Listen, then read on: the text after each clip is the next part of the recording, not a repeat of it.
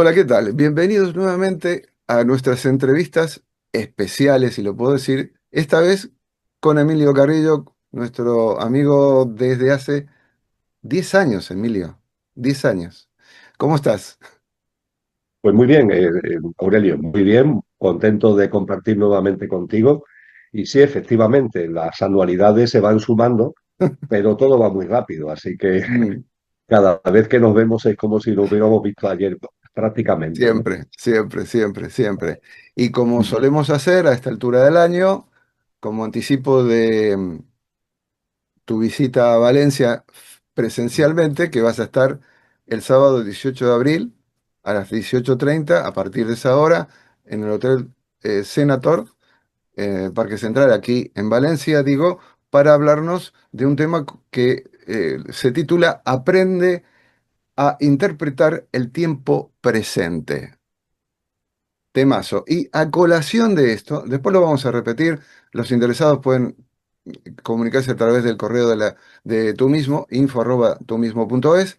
Lo vamos a repetir más adelante, pero a hilación de lo que tú has titulado en la charla que vas a compartir para entonces con nuestros amigos aquí en Valencia, se me han planteado sincrónicamente temas, y uno de ellos que me pareció el resultado de un diálogo breve pero profundo con un amigo, Enrique Martínez Lozano, lo voy a citar, perdóname Enrique, te voy a descubrir un poco como inspirador de esta charla contigo, Emilio, Mm. sobre la esperanza y la confianza, en estos tiempos especialmente. Eh, ¿Por qué? Para afrontar lo que viene, lo que está.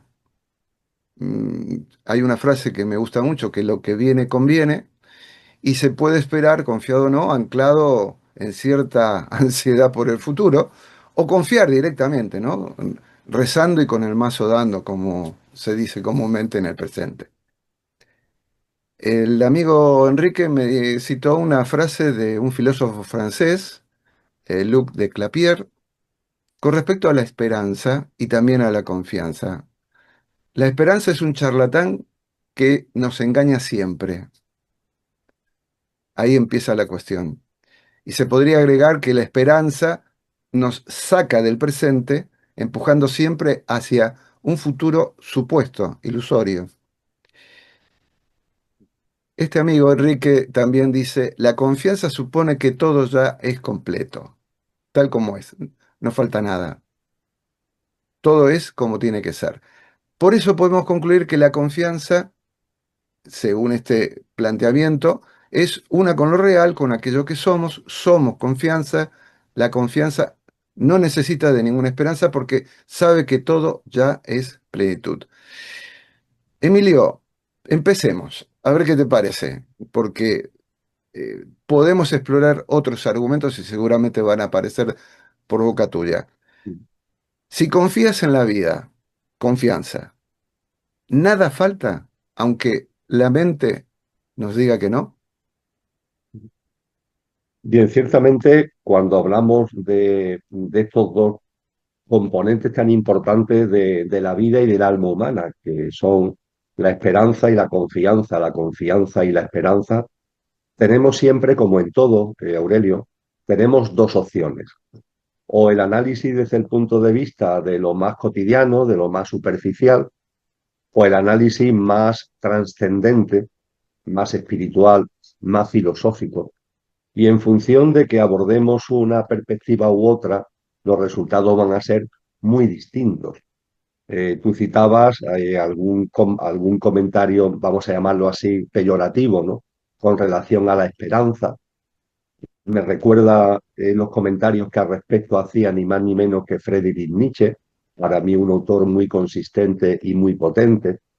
Pero ese tipo de comentarios críticos con relación a la esperanza suelen ir dirigidos a la esperanza superficial, a la esperanza, permíteme que lo diga así, Aurelio, mundana, una esperanza mundana, una esperanza falta de fundamento, una esperanza falta de discernimiento.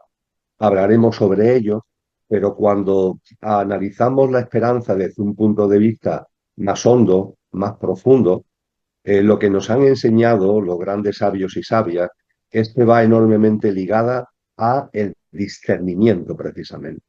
Y cuando aparece el discernimiento como fuente de la esperanza, no tiene ya que ver con esa esperanza que critica Nietzsche, que critican otros autores como tú has citado, sino que nos metemos en un campo totalmente distinto. Y ciertamente esa esperanza honda, profunda, yo diría que tiene un componente de engarce interior, por decirlo de alguna manera, tiene también una retroalimentación y se nutre de la confianza. Y da igual, creo yo, porque es como finalmente cuando se analiza con una perspectiva, por tanto, consciente, honda y profunda, da igual que comenzar por la cara de la esperanza o por la cara de la confianza, porque son casi como dos caras de la misma moneda. Lo uno va unido al otro. Y en ese sentido creo que cuando hablamos, ya que tú lo has sacado primero, ¿no? Como primera cuestión, cuando hablamos de la confianza, lo primero que creo que tendríamos, tal como tú has planteado ahí en el arranque, es que preguntarnos, cuando hablamos de confianza, ¿confianza en qué? ¿En qué? ¿En qué confiamos? ¿O en qué no confiamos? ¿O en qué dejamos de confiar? ¿En qué? Quizás esa sea la primera cuestión. Antes incluso del por qué, el por qué confiamos. Es que primero es, bueno, ¿confiamos en qué? ¿En qué? Y creo que este es un asunto crucial y cotejando lo que nos han enseñado, pero también preguntándolo a mí mismo, que creo que soy una persona que practico la confianza. Pero esa confianza ¿en qué es?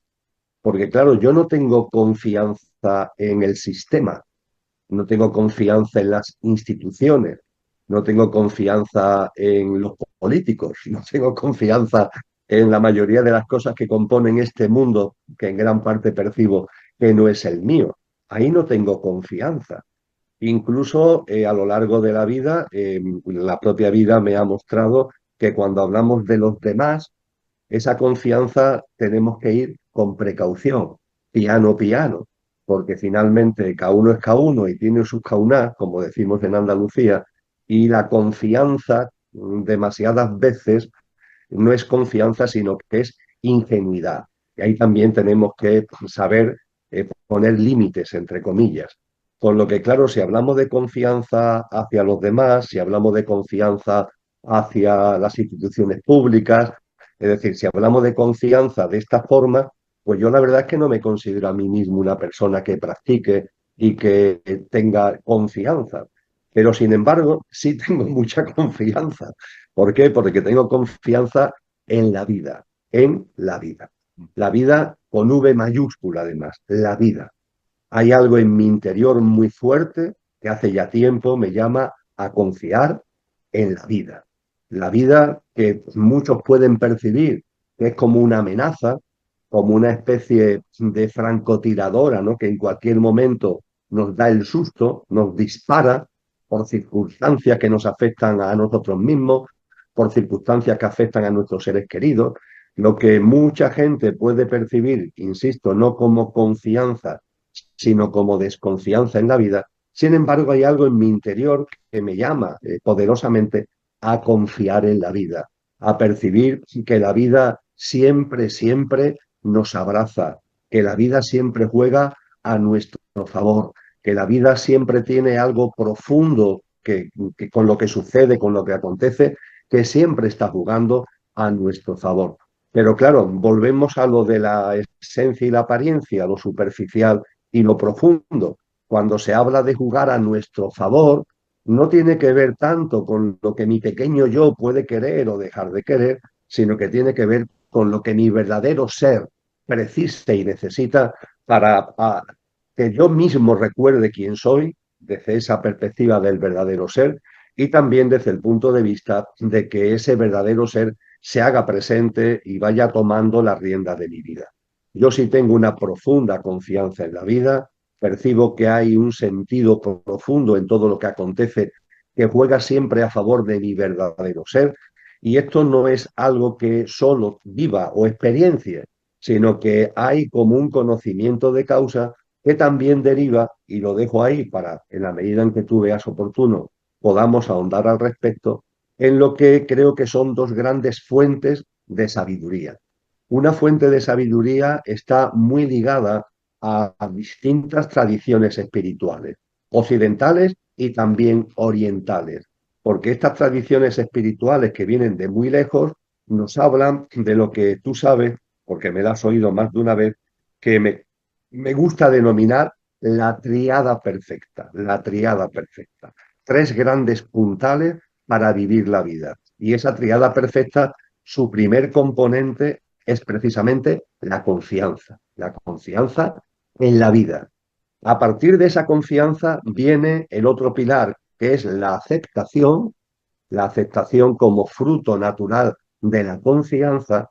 Yo diría, quizás adelantando lo que veremos, que la esperanza en este sentido es otro fruto natural de la confianza en la vida, pero la triada perfecta nos habla de confianza en la vida, de aceptación como fruto natural de la confianza en la vida y el no juicio, el no juicio. Se confía, se acepta lo que acontece con el telón de fondo de la confianza y no hay juicio. Y esa triada perfecta arranca precisamente de la confianza. Y junto con la triada perfecta, pues unas enseñanzas que vienen ni más ni menos que de Cristo Jesús. Porque cuando en el Nuevo Testamento leemos el término fe, y Cristo dice, por ejemplo, si tuvierais la fe del tamaño de un grano de mostaza, cuando se habla del término fe y nos vamos al idioma original en el que está escrito el Nuevo Testamento, griego koiné, el griego antiguo, nos encontramos con frecuencia, no siempre, pero con frecuencia, un término que es pistis, pistis como sustantivo o pisteo como verbo. Y pistis, pisteo, es un vocablo griego complejo porque tiene tres significados. Volvemos, fíjate, a una triada. Y ese triple significado de pistis, que se traduce, insisto, frecuentemente como fe, ese significado triple de pistis es confianza, compromiso y perseverancia. Y cuando ahondamos, ¿confianza en qué? En la vida. ¿Compromiso con qué o con quién? Contigo mismo desde la perspectiva, volvemos a ello, de tu verdadero ser. Y perseverancia en la práctica de la confianza en la vida y del compromiso contigo mismo. Con lo que fíjate que nos encontramos con dos grandes fuentes de luz, la triada perfecta y Pisti, donde el primer punto de arranque, teniendo ambos la triada como componentes, el primer punto de arranque es la confianza en la vida. Confianza en la vida, aceptación y no juicio, confianza en la vida, compromiso contigo mismo y perseverancia.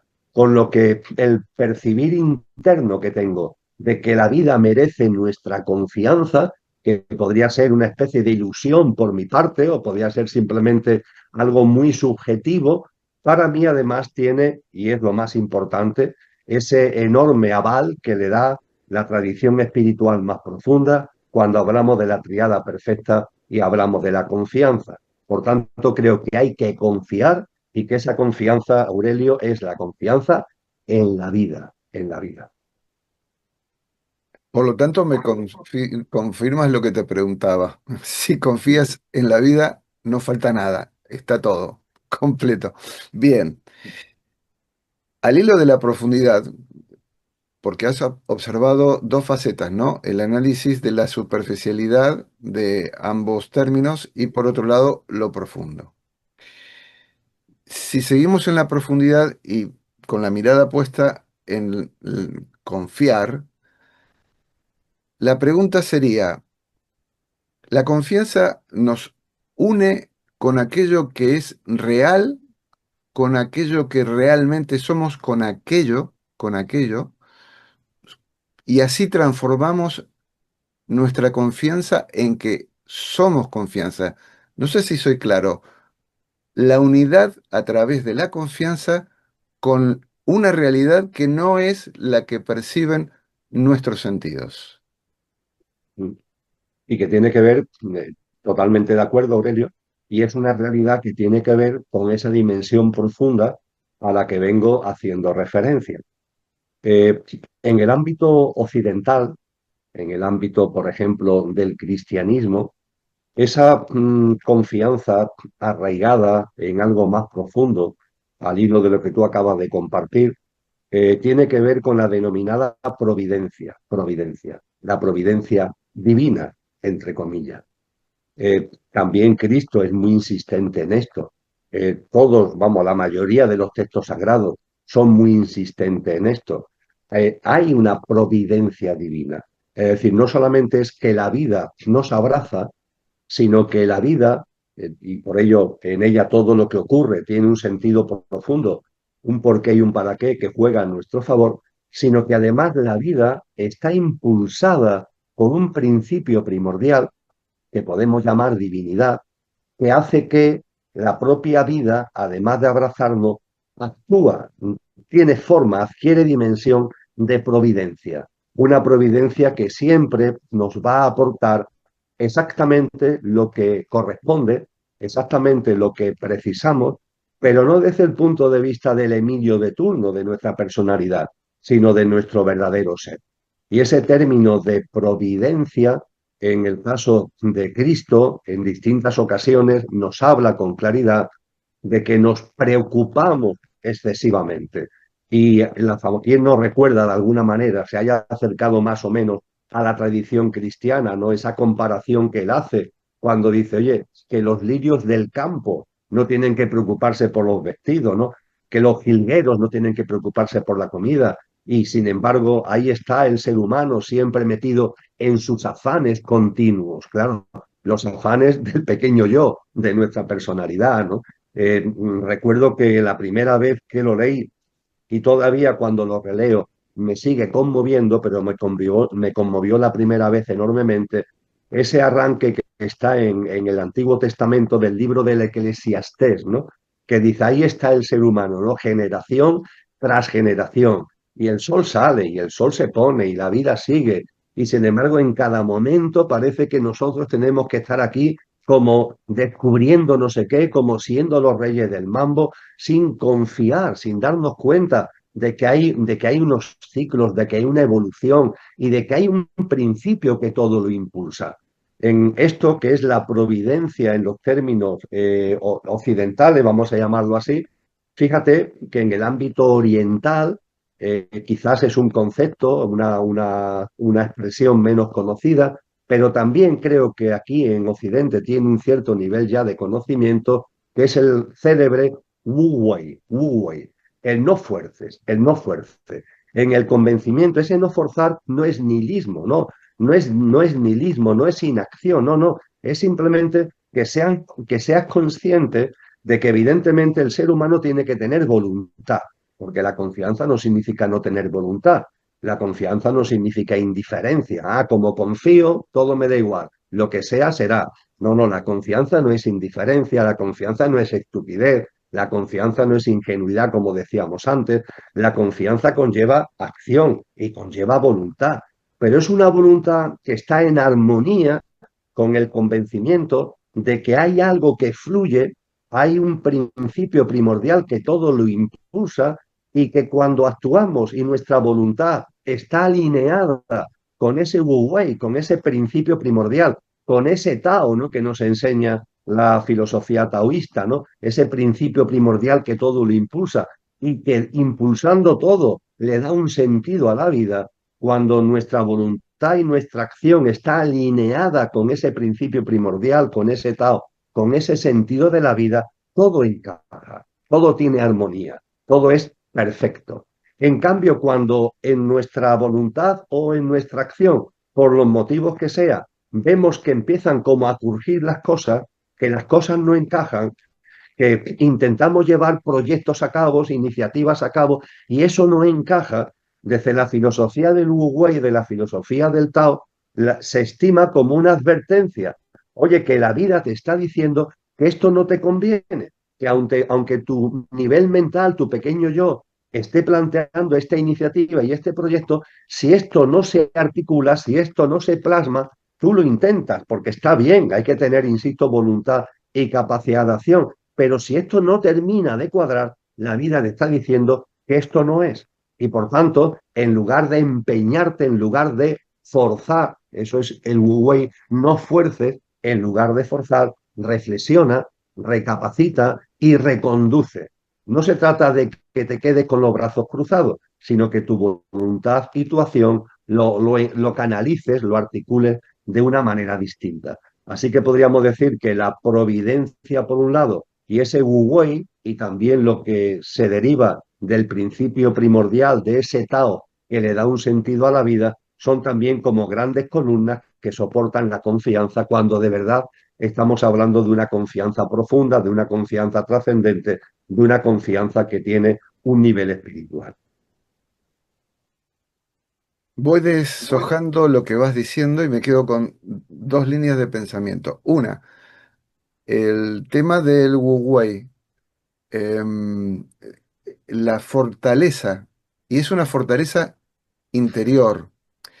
Esto lo diferencio con respecto al aspecto superficial de la esperanza, en cuanto que esa fortaleza no depende del interior, sino del exterior, de una expectativa cuyo dueño no soy yo, ni siquiera la vida.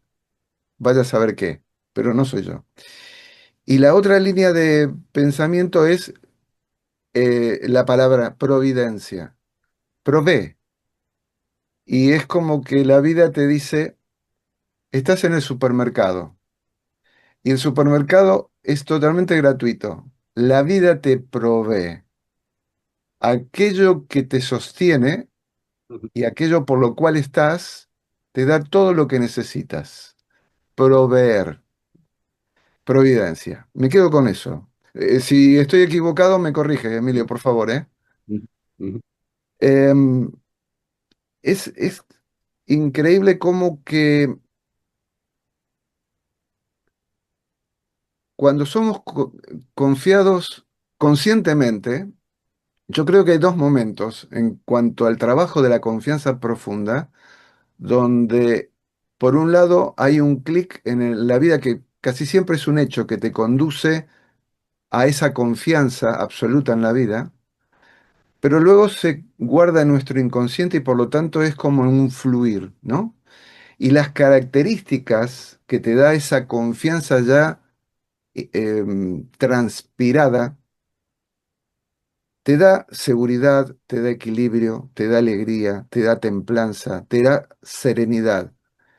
Y todas estas características es como que, podríamos decir, se encierra en un concepto de plenitud. Aquel que es confiado también es pleno. Totalmente de acuerdo. Creo que la plenitud en la vida, que evidentemente tiene que ver, a mi modesto entender, con que lo que verdaderamente somos, nuestro verdadero ser, haga acto de presencia y tome la rienda de nuestra vida, esa plenitud tiene en la confianza un parámetro, un componente, y yo diría que incluso una prueba de algodón fundamental.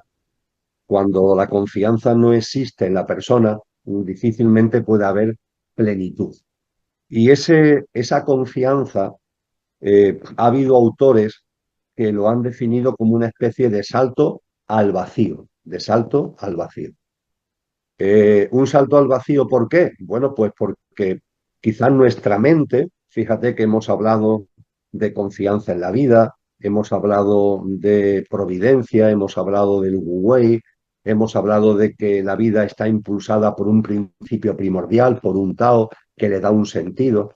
Claro, cuando nos acercamos a cosas como esta, podríamos decir que estamos yendo más allá de lo que tradicionalmente se llama la razón, de lo que son simplemente parámetros intelectuales o mentales. Aparece lo trascendente, aparece lo espiritual. Y a partir de ahí podríamos decir que para muchas personas quizás el saltar, el dejar lo que es el terreno sólido, ¿no?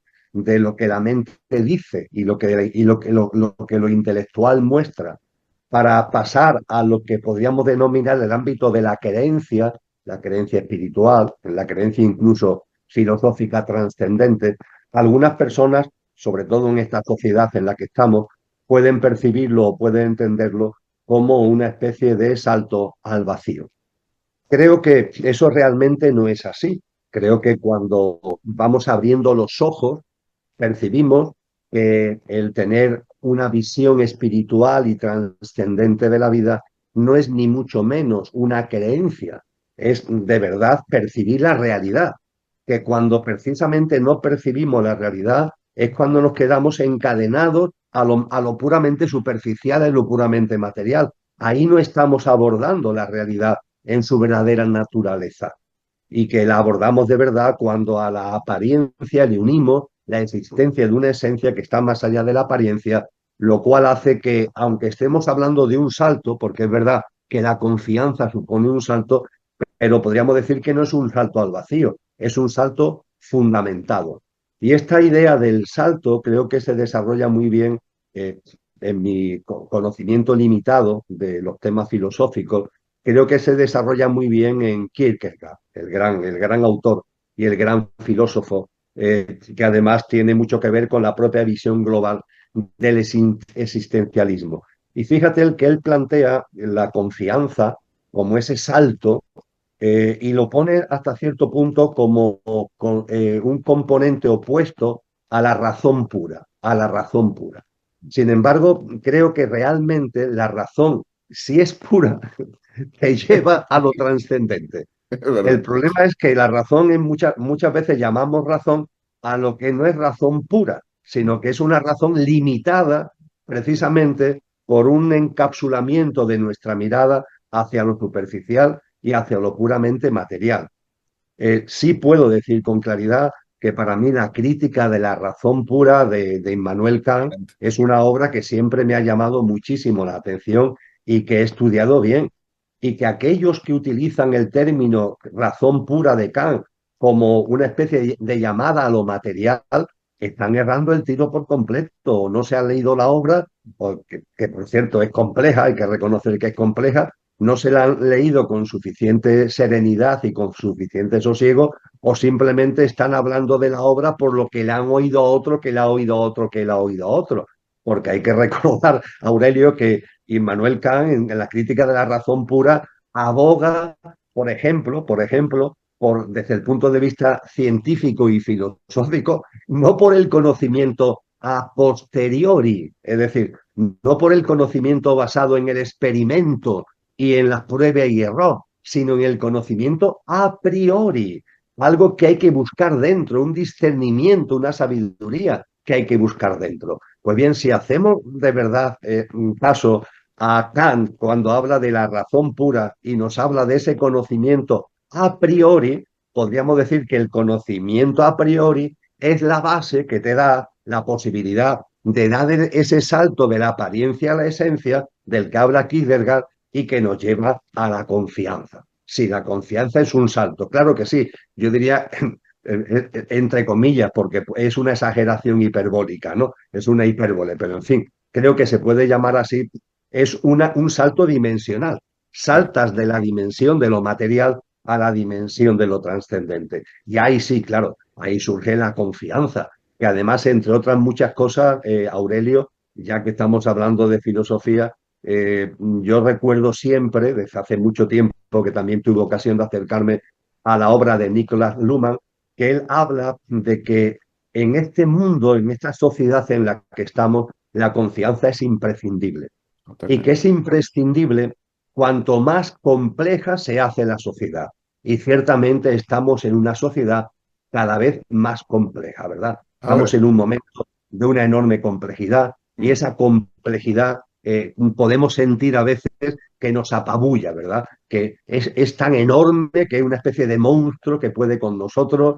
A mí me gusta utilizar la expresión de que estamos en un huracán de magnitud aceleradamente creciente. Pues bien, quizás en ese huracán de magnitud aceleradamente creciente, en esta complejidad en aumento, diríamos que el ser humano tiene a su disposición, no desde el punto de vista de lo quimérico, sino de lo real, tiene a su disposición dos brújulas. La brújula de la paz, que nos guíe la paz, aquello que aporta paz, aquello que nos aporta armonía, aquello que nos aporta serenidad, aquello que nos aporta paz y la confianza. Diríamos que la confianza es una brújula muy importante, siguiendo a Nicolás Luhmann, para vivir en este huracán y en esta complejidad creciente. ¿Quién iba a decir que este era el comienzo del planteo que yo intentaba? Lo has descrito. En este huracán que estamos, ¿qué hacemos? Y lo has explicado espléndidamente, pedagógicamente, recurriendo a la filosofía, y me quedo en el tema de este momento, porque si la confianza es el instrumento, uno, no nos damos cuenta que a través de ella, o podemos darnos cuenta, que nos ancla aquí ahora. Es decir, no vamos a la evocación de todo tiempo pasado fue mejor por lo que fuera, y tampoco abrimos la puerta de la expectativa en el optimismo o en el negativismo por un tiempo que todavía no ha llegado. La confianza nos ancla en el aquí y ahora, o no es así. Por supuesto, por supuesto. La confianza no tiene nada de evanescente, contrariamente a lo que lo mejor el materialismo nos puede enseñar. Y la confianza tiene como gran valor el que nos ayuda a vivir el momento presente. Hay determinadas reflexiones, Aurelio, que así a bote pronto puede parecer que nos aleja de vivir el aquí y ahora, ¿no? Que es fundamental, porque la vida está en el aquí y ahora, no está ni en el pasado ni en el futuro, está en el momento presente, ¿verdad? Y hay determinadas apreciaciones que así a bote pronto podemos pensar que nos sacan del aquí y ahora, pero que si lo reflexionamos de verdad, como tú acabas de hacer con la confianza, no es así. Te pongo un ejemplo, que en alguna ocasión lo hemos hablado. A ver, tú sabes que yo comparto mucho acerca de que la muerte no existe, de que la muerte es un imposible, un fantasma de la imaginación humana. Y tengo escrito textos y doy charlas sobre la vida después de la muerte, sobre qué hay después de la muerte. Y así a bote pronto podíamos pensar que cuando se habla de la muerte se está hablando del futuro y que si estamos hablando del futuro nos estamos saliendo del momento presente. Pero claro, cuando lo reflexionamos con profundidad, ¿qué sucede? Que es que reflexionar sobre la muerte y, e integrar en tu vida que no existe es la mejor forma de vivir el momento presente. Porque si tienes miedo a la muerte, tienes miedo a la vida. Y si tienes miedo a la vida, estás de alguna forma contaminando tu momento presente. Con lo cual, cuando hablamos de la muerte, fíjate, a través de una relación de vasos comunicantes, estamos en el presente. Con la confianza pasa igual. Aparentemente, alguien puede pensar que nos saca, también pasa ahora cuando hablemos de la esperanza, que nos saca del momento presente. Pero no es así, todo lo contrario, está anclada en el momento presente, tiene su fundamento en el momento presente.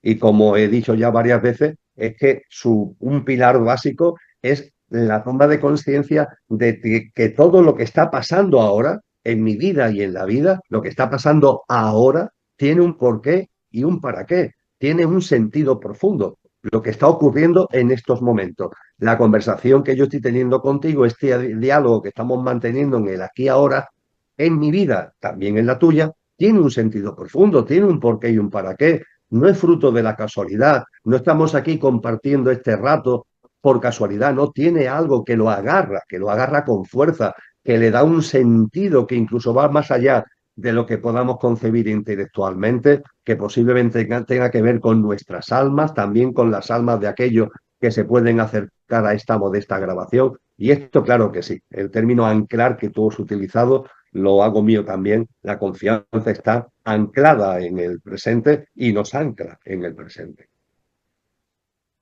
Bien, pasamos a la esperanza. Has hablado de la confianza y no sé si hay algún cabo suelto por atar, pero quiero avanzar hacia la esperanza como concepto filosófico, como concepto también espiritual, porque si vemos a los pensadores, los modernos, los históricos, incluso nos podemos remontar a la época de Santo Tomás de Aquino, por ejemplo, ¿no? Él dice que es un don divino, ¿m? Que se apoya en la confianza. Justamente lo que tú decías en un comienzo, cómo se desprende como resultado de la confianza la esperanza. Aquí aparece una confianza primeriza. Todo esto en la promesa de una bienaventuranza final. Es decir, ahí sí juega un poco el tema de el factor tiempo, pero bueno, lo dejamos aquí. Byung-Chul Han, que es un filósofo contemporáneo, habla de que tiene una mirada filosófica, tal vez no tan profunda como la que estás haciendo tú, pero dice que es un acto de vinculación social y de resistencia a la fatalidad. Es interesante. Y Nietzsche, que lo ha citado, él ha criticado a la esperanza, más que nada porque dice que prolonga el sufrimiento al mantener la expectativa de un bien que no llega nunca. Este es el pensamiento de Nietzsche. Vemos la mirada de la esperanza, pero tú le has dado una vuelta y también la pista que dejé un poco primerizamente con el Tomás de Aquino. ¿Cómo vemos a la esperanza? Ciertamente, Han, al que tú acabas de citar, para mí es un filósofo fundamental contemporáneo. Creo que su obra es una obra que analiza muy bien cosas que suceden en el mundo ¿Mm? con una mirada honda, que además se agradece en unos momentos de tanta superficialidad. Es cierto que él cuando analiza el tema de la esperanza está muy influido por el pensamiento de Nietzsche, que también tiene otras influencias en su obra, e incluso por el pensamiento estoico. Los estoicos eran muy críticos con relación a la esperanza. Es más, para ellos la esperanza la ligaban al miedo. Fíjate, miedo y esperanza, decían ellos, son dos caras de la misma moneda, ¿no? Claro, cuando hablamos de estas aportaciones de Hahn, de las aportaciones de Nietzsche, de las aportaciones de la filosofía histórica, vuelvo a lo que compartía anteriormente, depende del prisma. Si nos vamos a la esperanza superficial, superflua, ingenua, inconsciente, del hombre corriente, pues lo que dice Hahn, Nietzsche y los estoicos tienen más razón que un santo. Ahora, cuando nos vamos a una perspectiva de la esperanza honda y profunda, caminamos ya por otro derrotero. Y ese camino por otro derrotero tiene que ver, lo compartí al principio y ha llegado el momento de ahondar en ello, en el discernimiento. Discernimiento. Cuando la esperanza no va ligada, no es hija del discernimiento, nos encontramos con lo que dicen los estoicos Nietzsche o Hahn. Cuando la esperanza es hija del discernimiento, es todo lo contrario. Y yo diría que el discernimiento que afecta a la esperanza tiene dos grandes componentes. De uno hemos hablado ya y de otro voy a hacer una breve reflexión. El primer componente del que ya hemos hablado es el discernimiento sobre la vida, esa vida que tiene un sentido, esa vida a la que nos hemos referido y que efectivamente la confianza en la vida y esa vida tiene como pilar, tiene como fruto, decíamos, esa aceptación y esa esperanza.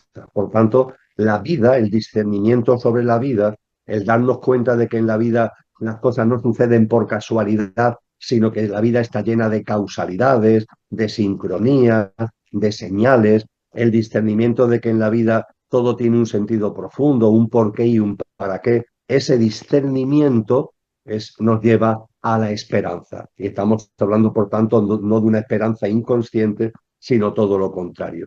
Y el otro pilar, el otro discernimiento, ¿no?, que nutre la esperanza y con la que debe ir ligada la esperanza para que no sea la criticada por estos autores a los que hemos hecho referencia, es el discernimiento sobre la evolución. Y la evolución es un término precioso, que va mucho más allá del contenido vago a veces que le solemos dar. porque el cosmos entero está en evolución. La evolución también tiene que ver con el movimiento, ¿no? Todo está evolucionando, todo está en movimiento, como muy bien dice la filosofía oriental, aunque hay algo impermanente, que es el ser, pero todo lo demás es impermanente, está en continuo cambio, ¿no? En continuo trasiego, ¿no? Y esa evolución, el discernimiento sobre ella, es la que nos lleva, Aurelio, a darnos cuenta de que sí, efectivamente, todo está en movimiento, todo está como en un trasiego continuo.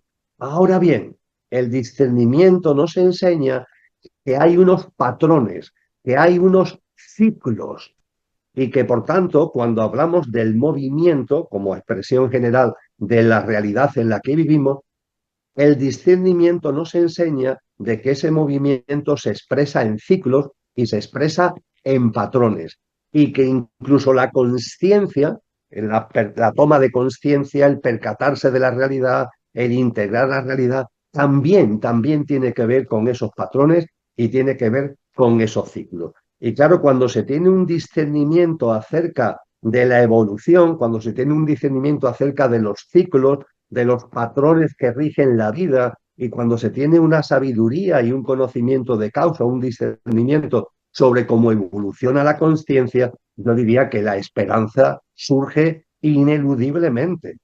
Cuando Cristo Jesús, por ejemplo, dice, este, esta generación humana va a concluir y surgirá una nueva humanidad en una tierra restaurada, yo puedo afirmar categóricamente que yo tengo esperanza en que efectivamente este ciclo humano concluya y se inicie un nuevo ciclo humano, el anunciado por Cristo, que es esa nueva humanidad en una tierra restaurada. Pero esa esperanza no es consecuencia de un acto, entre comillas, mental, no, no, es una especie de sabiduría profunda de que efectivamente la vida se expresa en ciclos, que todo, miremos por donde miremos, está en movimiento, pero está plagado de ciclos. Y que también esta generación humana es un ciclo que va a terminar cuando corresponda y dará lugar a ese nuevo ciclo humano.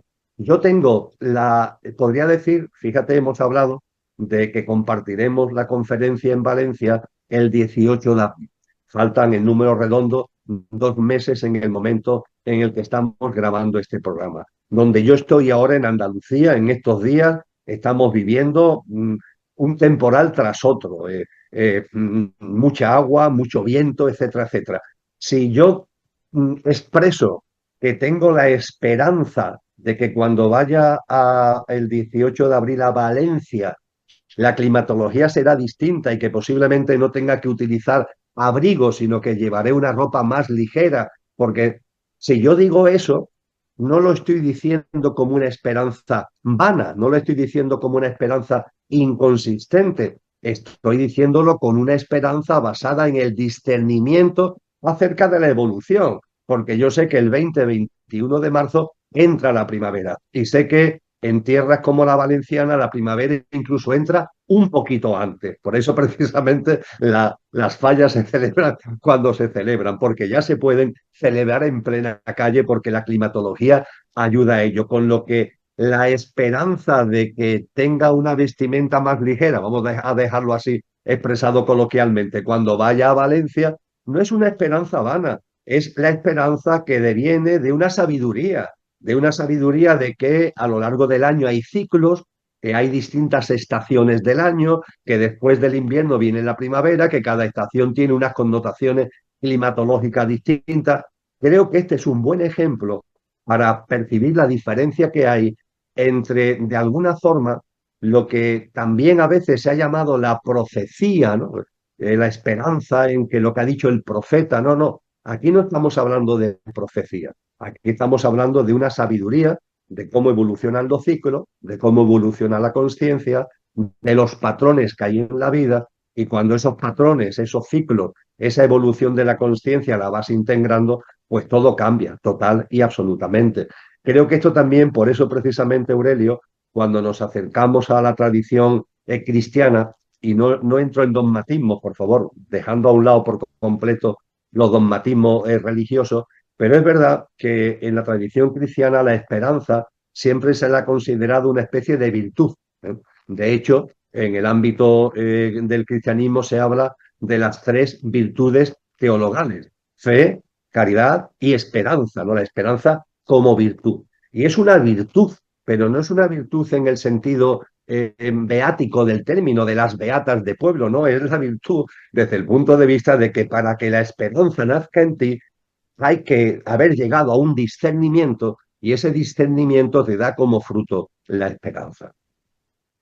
Bien, hay un aspecto que se desprende un poco de todo este análisis que va de la superficialidad y la profundidad alternadamente, y me explico. Se afirma que la esperanza puede ser un fenómeno social colectivo que vincula y reconcilia a las personas permitiendo que se apoyen mutuamente en tiempos difíciles, como ahora. ¿Y eso cómo lo puedo comprender? ¿Cómo lo puedo metabolizar?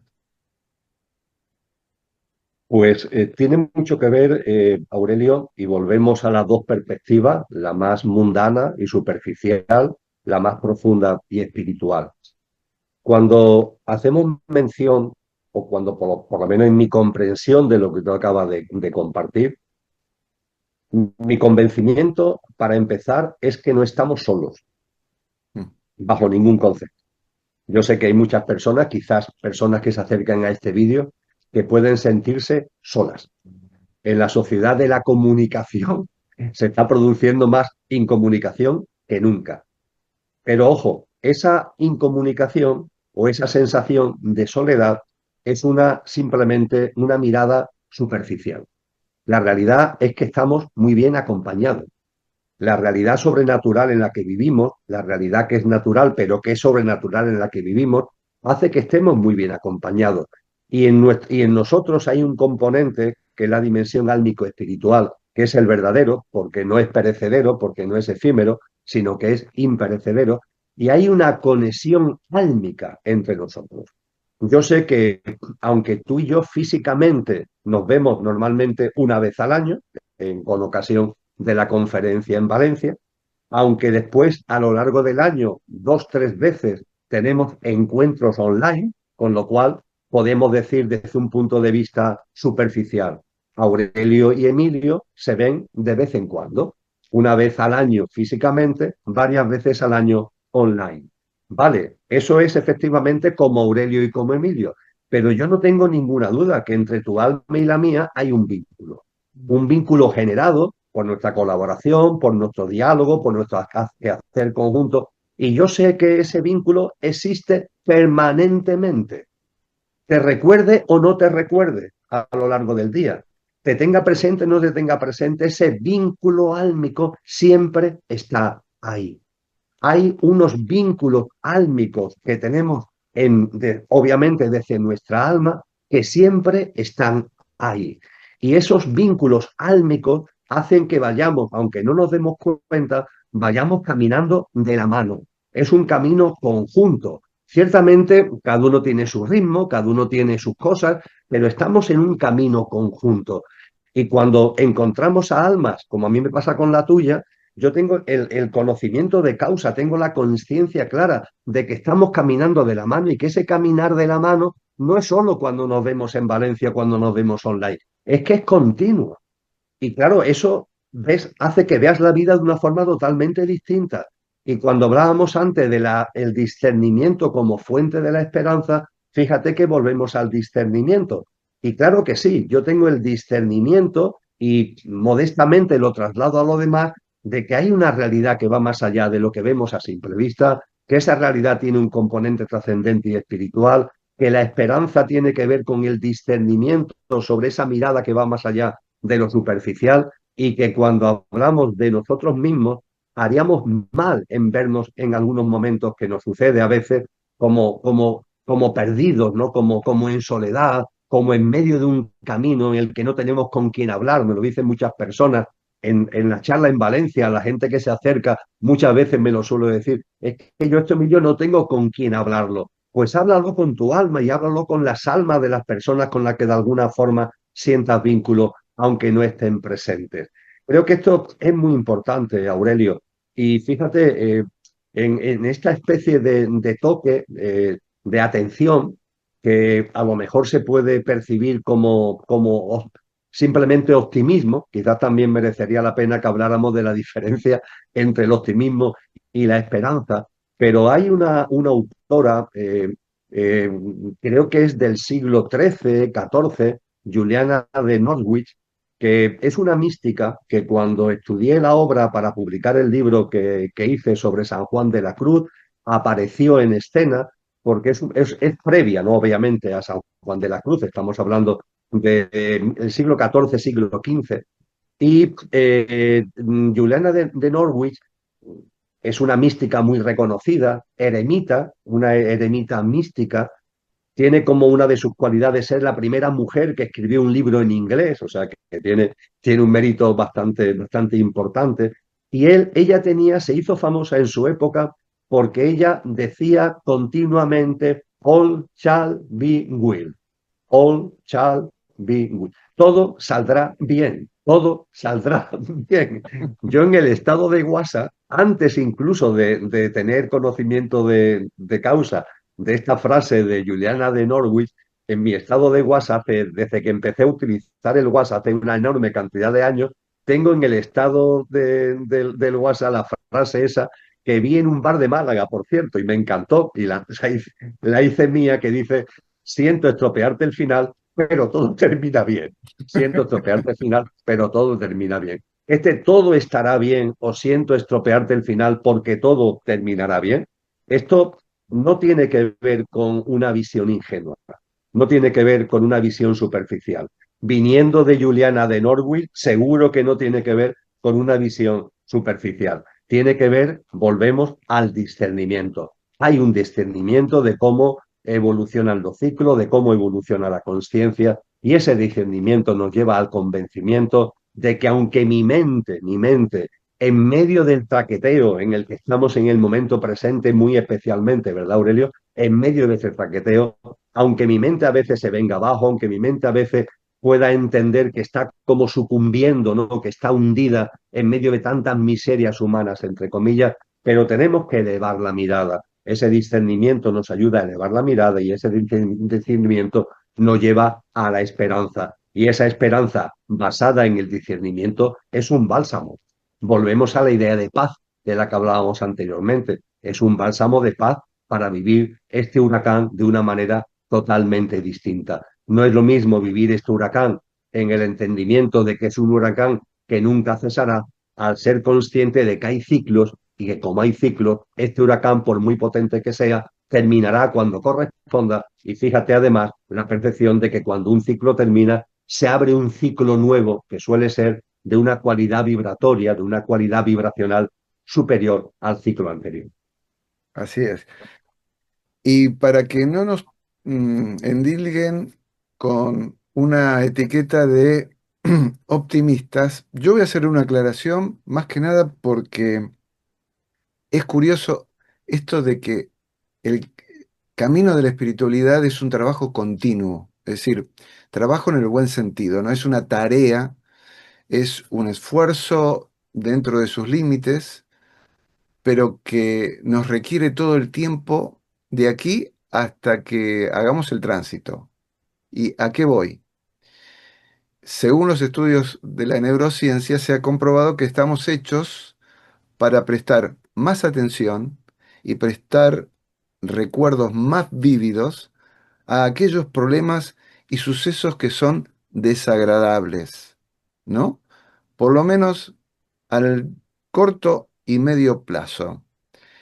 Es decir, en otras palabras, la biología nos está diciendo que configuradamente cada uno de nosotros está predispuesto para ir en contra justamente tanto de la confianza como de la esperanza.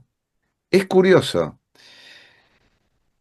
nos guste o no, la principal preocupación de nuestra naturaleza es la supervivencia, que sobrevivamos, no que seamos felices.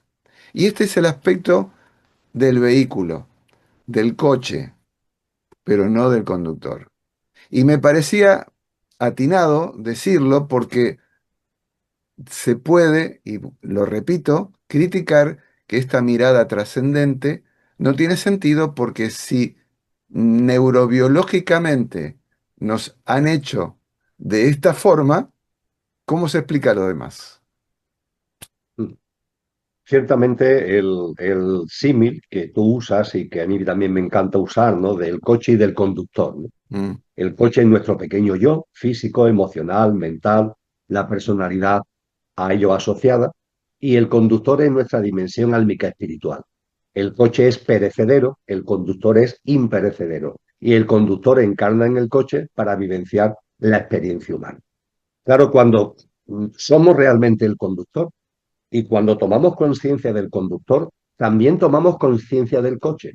Curiosamente, si al conductor lo tenemos olvidado, relegado, como si no existiera, una especie de amnesia de nuestro verdadero ser, curiosamente tampoco tenemos conocimiento de causa del coche, porque no podemos observar el coche, no podemos tomar conciencia. No hay, no hay observador que tome conciencia del coche porque hemos olvidado al conductor, que es el observador a su vez del coche. Cuando yo voy conduciendo mi coche utilitario, yo observo también a mi coche y tomo conciencia de lo que a mi coche le pasa o le deja de pasar. Si teóricamente el coche no tuviera conductor, pues no hay alguien que tome conciencia del coche, ¿verdad? Pues bien, cuando tomamos conciencia del coche, yo hablo del salpicadero. Yo me observo desde el punto de vista de mi coche. Me veo como conductor que conduce mi coche. Y yo veo que en el salpicadero del coche se encienden lucecitas. Y esa lucecita tú la has descrito muy bien, claro. Mi coche tiene una visión limitada de la vida, porque entre otras cosas mi coche es perecedero. Yo no, el conductor no, es imperecedero, pero mi coche es efímero, es pasajero.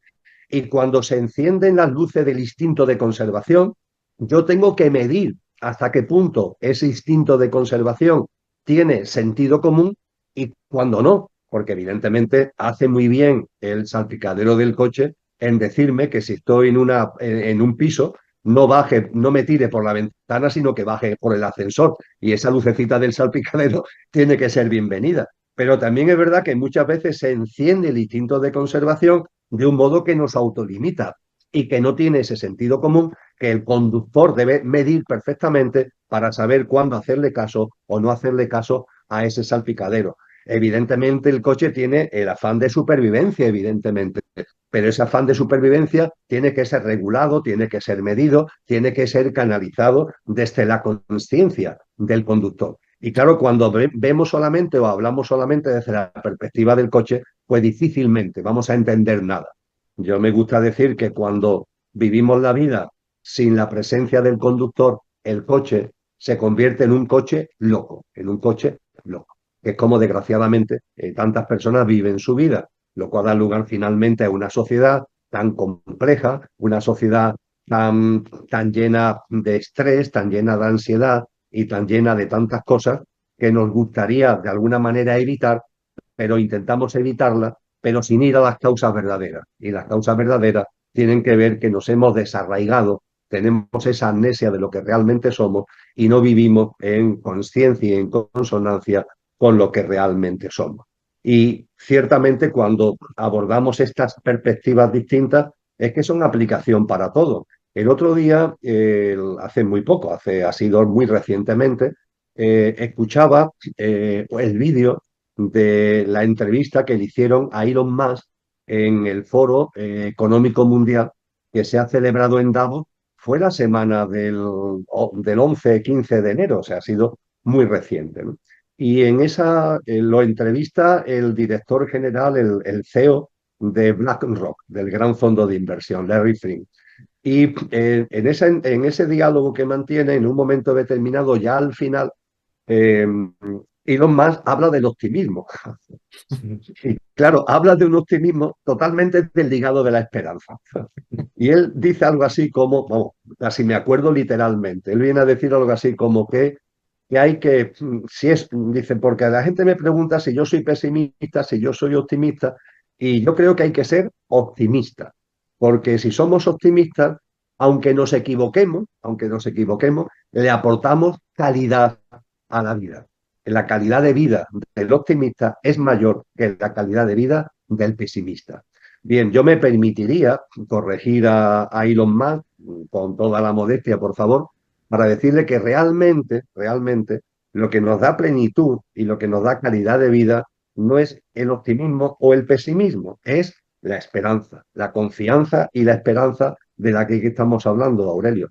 La esperanza va más allá de lo que es el optimismo, porque el optimismo entra dentro de ese campo vano y superficial del que hablamos anteriormente. Es como una especie de voluntarismo, ¿no? Fíjate, yo decido, yo que quiero ser optimista o pesimista, ¿no? Si no es un tema que tú decidas ser pesimista o optimista, lo que tienes que tener es discernimiento. Y el discernimiento te lleva a darte cuenta de que vivimos en una sociedad distópica, que el momento presente es un absoluto desbarajuste, lo mire por donde lo mire, y eso no es que sea pesimista, simplemente que tiene discernimiento, pero que ese discernimiento también te da esperanza, te da confianza en la vida. Con lo que fíjate que el discernimiento, cuando te da una capacidad de análisis de lo que ocurre, podemos llamarlo pesimismo. Pero cuando el discernimiento a tu vez te da esperanza y confianza, podemos llamarlo optimismo. Pero no, no es ni pesimismo ni optimismo, es discernimiento. Pero claro, para hablar del discernimiento tenemos que hablar del conductor. Y si hablamos del conductor, pues nos vamos a apartar de la lógica del lenguaje y de la lógica de lo que personajes como Elon Musk pues nos trasladan, ¿no? Pero me resultó curioso esta apreciación sobre el optimismo, que si en lugar de optimismo ponemos discernimiento, que nos lleva a la esperanza y a la confianza, lo hago absolutamente mío. Bien, Emilio, nos vamos a encontrar entonces aquí en Valencia el 18 de abril a partir de las 18:30 en el Hotel Senator, Parque Central, para escucharte hablar del tema Aprende a interpretar el tiempo presente. Lo hemos hecho un poquito, creo que va un poco a colación de la charla de hoy, en mi modesto punto de vista y de escucha, pero ha sido totalmente enriquecedor ver el panorama completo acerca de estas dos palabras que surgieron como inquietud en el servidor, en este servidor, que se preguntaba, en estos tiempos tan difíciles, en este tiempo presente, ¿de qué nos vale la confianza? ¿De qué nos vale la esperanza? ¿Qué son en realidad? ¿Qué nos pueden aportar? Y creo que la charla de hoy fue una mesa de análisis y de exposición tremendamente rica, variada y como siempre para mí muy entretenida. Emilio, de mi parte, muchísimas gracias, como siempre. Gracias a ti, Aurelio. Precisamente, si te parece, comenzaremos la conferencia del 18 de abril en Valencia con la esperanza y con la confianza, con la confianza y con la esperanza, para a partir de ahí meternos en el análisis de lo que está ocurriendo, de la interpretación seria y contundente del momento presente, porque si analizamos el momento presente, pero no lo hacemos bajo las luces de la confianza y de la esperanza, no nos va a llevar a ningún terreno positivo. Positivo desde el punto de vista no de nuestra voluntad, sino de tener un análisis verídico y real de lo que está aconteciendo. Así que arrancaremos precisamente con esperanza y confianza para entrar después en el análisis de lo que Cristo Jesús llamó los signos de los tiempos. Estar atentos a los signos de los tiempos, tener capacidad de discernir los signos de los tiempos. Muchas gracias, querido Aurelio. Un fuerte abrazo, Emilio, y bueno, de los amigos que nos están viendo hasta aquí, nuestro agradecimiento. Si queréis más información de la conferencia, info@tumismo.es, es presencial, no es online. Aclaro está. Muchas gracias por vuestra atención y como siempre la promesa de una próxima entrevista aquí en Tú mismo. Hasta entonces.